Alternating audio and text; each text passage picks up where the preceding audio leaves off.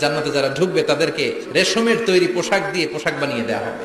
সবুজ মিহি সিল্কের রেশমি কাপড় দিয়ে ড্রেস আপ করা হবে, যেটার মধ্যে স্বর্ণ দিয়ে এমব্রয়ডারি করা ডিজাইন থাকবে। জান্নাতে নারীদের জন্য গহনার কোনো অভাব নাই। জান্নাতের ভেতরে বিশাল এক শপিং মল থাকবে। প্রতি শুক্রবারে ডানে বায়ে সামনে পেছনে সব জায়গা থেকে বন বন করে মৌমাছির মতো জান্নাতীরা ওই শপিং মলে শপিং করতে আসবে।